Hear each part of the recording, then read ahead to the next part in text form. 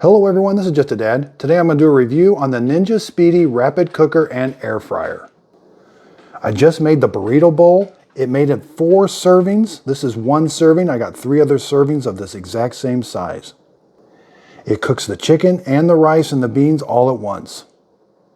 So I was able to purchase it for $180. It normally retails for $200. But if you scroll down on Amazon, you'll see Save with New and Used. I purchased it there and it looks brand new. They've even got them just a little bit cheaper. And there, I didn't see anything wrong with mine. It looked like an open box, hardly used. I didn't see any food had been cooked in it and returned. Okay, so this was a little intimidating at first, but it actually is a very simple machine to use. And I'm going to explain it to you. Then I'm actually going to cook a meal in it. I have been using it. It does a pretty good job of cooking a meal like it says. So at first I thought this was like a pressure cooker, and that's what that switch was for, but that switch only transfers the vent up here. I'll show you that. Okay, so when I move that, you can see that vent comes, it opens or closes. So this has nothing to do with, you can always open the lid, but rapid cooker or air fryer. So in rapid cooker, this side, you're gonna be using this side of the cooker. In air fryer, you'll be using this side, these, for function. You can do air fry, bake, roast, broil, dehydrate, flip the switch. This is where you do your Speedi meals, your steam and crisp, steam and bake. Okay, so we gotta discuss, this thing has 2 types of heating elements. So there's the traditional heating element in the top, and there's a fan. That's for air fryer, but that also works when you got it on Speedi Cook, but it works a little different. Down here, this will heat up. So down here, this will heat up. So this is the bake pan that always has to be in here. And when you've got it on the rapid cooker side, this is a heating element that heats up the liquid in here to a boil. Now this does not work when you're using it as a traditional air fryer. When you flip the switch over to air fryer, this part doesn't heat. I think it works by like maybe convection heating or something, but it will cause whatever liquid you have in here to boil.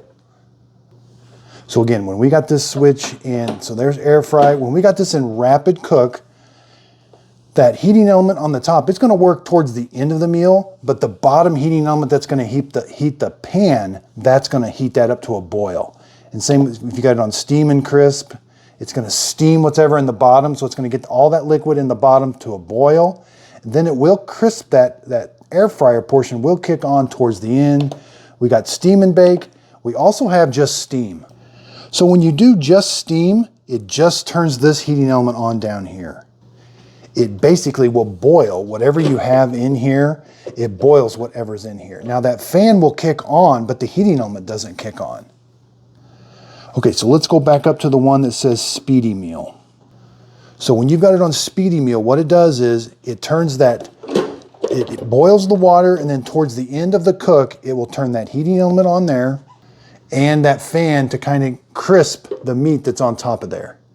Now, when we throw this switch to air fryer, you'll notice this right-hand side lights up. So there's rapid cooker side, air fryer side, and all I'm doing is flipping that switch.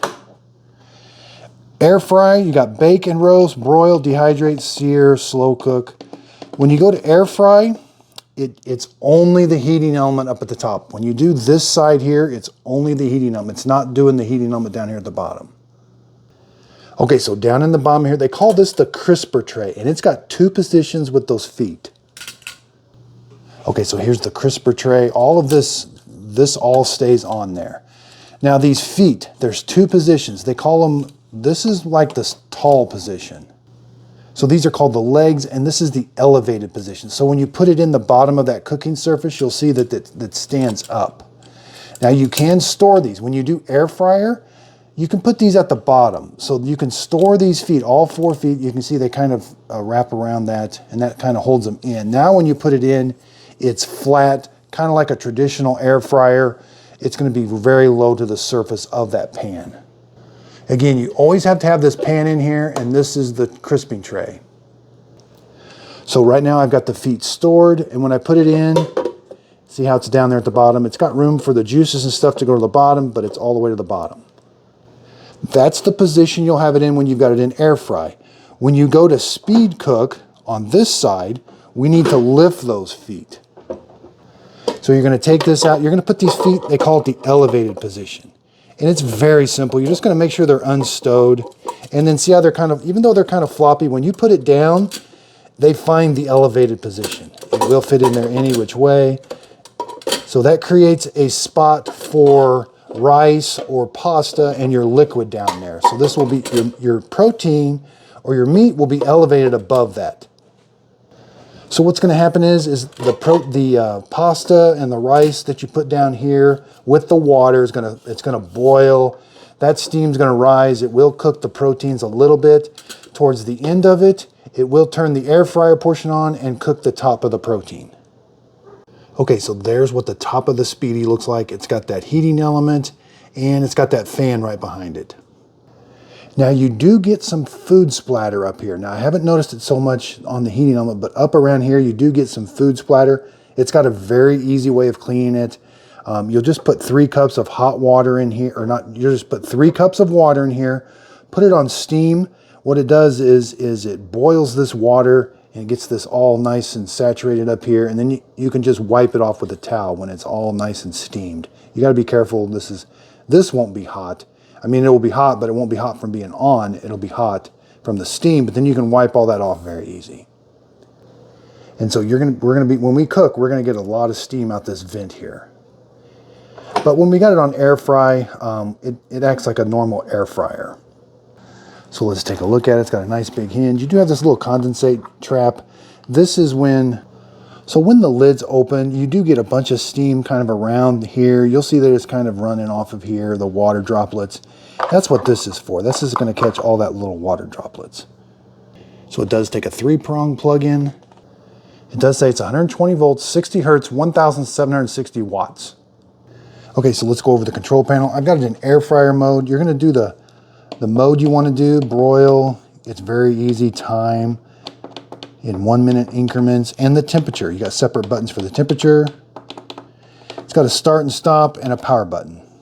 And then I flipped a switch. Now I'm over to rapid cooker. Speedi meals, steam and crisp, steam and bake, steam. Again, when you do steam, it only heats the bottom portion. It doesn't turn that top portion on. When you do the Speedi meals, steam and crisp, and steam and bake, it'll boil that liquid at the bottom, and then towards the end, it will turn that heating element on at the top. Now, even when I'm in Speedi meals and it's only cooking the bottom, that fan will be running a little bit, but it won't necessarily be heating from the top till towards the end. So it does come with this quick start guide. This is what I've been using. And then when you do the Speedi Meals 101, it talks about the grain or pasta. And then you got to add liquid, because that's what's going to cook it, the liquid in there. And you can put the vegetables in there. I've put in broccoli and pasta noodles and chicken broth stock in there, and that's what cooked in the bottom. And then we put chicken on top. That's what goes on top of the crisper tray. And it's got this chart, all the different bases you can pick. Now it says to use instant rice, like minute rice, and then we can throw vegetables in there. And then it talks about you're supposed to season your meat, pick your protein. It also has a website that they have a Speedi meal builder. Now tonight we're going to be fixing the burrito bowl. We've got rice, black beans, boneless chicken breasts. We're going to be putting it on the Speedi meal, and these are ingredients we're going to be using. It's also the first recipe in this recipe book. Okay, so I've got my ingredients ready to go. Now I forgot to tell you, it does have marks in here. There are marks on the side that show you how many cups and liters. So I am using chicken broth. I'm going to add 2 cups. I'm only using a half a cup of black beans, a full cup of white rice. Now you do want to stir that in a little bit. Yeah, just get it. And I found when I do pasta noodles, kind of move the pasta noodles around so they're not kind of stacked. They'll cook better if they're kind of got some separation and liquid between them all. Okay, so now it's time for the crisper tray. Again, the feet are free. It's going to sit right above the liquid. And you can see I could have added just a little bit more liquid, but it's all underneath there. It goes up to about the 6 cup mark. Okay, I got my protein. I got my chicken seasoned with taco seasoning and kosher salt. Now we're going to put it on top of there. Make sure it's nice and spread out. Okay, so all the chicken's in there. Let's lower this. Again, we've got it on rapid cook. Okay, so according to the recipe, Speedi cook, we want 390. I could change the temperature if I wanted to, but 390 and 15 minutes. Then you're simply going to hit the start button. Now you're going to notice at first there's these lines going across. What's that? That's telling you that it's heating this bottom portion first. The fan's not kicked on, but it is heating this bottom portion. So I started the stopwatch. We'll see how long it takes. It's going to bring this bottom pan, that liquid, it's going to bring that liquid to a boil, and then it's going to turn the fan on top and kind of crisp the top. Again, at this stage, it's very quiet. You may not think it's doing anything, but it is heating that bottom liquid. Okay, so it's been 5 minutes. The lines are still going across. If I lift it up, you can see it's starting to get that to boil down below the chicken. And as soon as you close the lid, it picks up where it left off. But again, even at the 5-minute mark, it hasn't kicked the fan on up here. So even Miss Fiona's getting hungry. Okay, so at the 7-minute mark, the timer starts now at 15 minutes, starting to count down, and now the fan kicked on. Okay, so it's been 8 minutes. The fan's kicked on for a couple minutes. We're starting to get some steam coming out of this port right here. And you can lift this up and check on it, see how it's doing. So it is starting to cook the chicken, and it is boiling. You can't see the water down there, but it is boiling that water down there. And then it picks right where it left off. Now you do get quite a bit of steam, and it smells really good because it's the food cooking. Now, depending on how thick your chicken is, I do recommend checking your chicken.